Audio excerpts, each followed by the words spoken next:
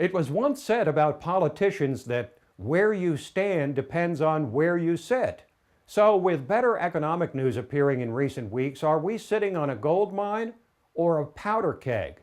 Do Americans believe things have really gotten better?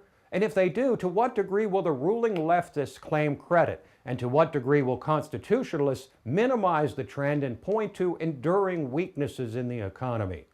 Now, many on the left are starting to claim the verdict is in. The president was right all along and conservatives were wrong. In fact, worse than wrong, were it not for them, recovery from the crash of 2008 would have happened sooner.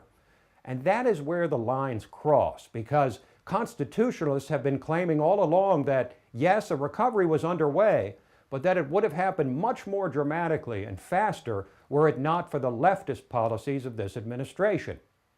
So the left will point to current economic and fiscal indicators and trends. Unemployment is down to its lowest level since the crash. With widespread forecasts, it will continue to drop.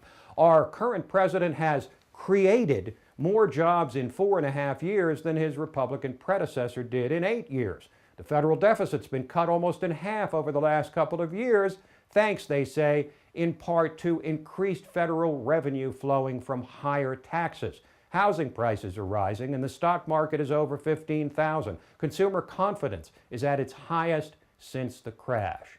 Now, the other side will answer that point by point. Unemployment may be down to 7.5%, but is that acceptable, especially when the real rate is closer to 15% when one takes into account part-time and underemployed workers?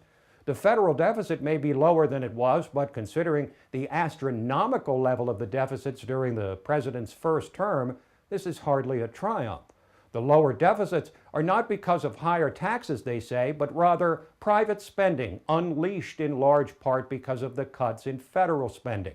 Housing prices are up because the massive inventory caused by crash-related foreclosures is finally being cleared out of the real estate market.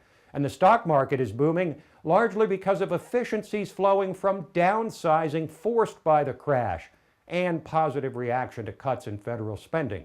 And all of this should have happened much sooner and would have but for the leftist policies of the current ruling class. In a nation increasingly afflicted with collective ADD, it appears increasingly impossible to raise awareness or concern over problems that are beyond the horizon of the next week. We don't bother to consider the medium or long-term consequences of a federal government grown ever larger over the last 2 administrations. We have little regard for the lessons of history.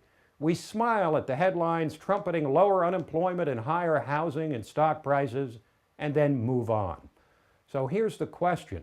Should constitutionalists simply embrace the current economic climate or insist that things are not as they seem?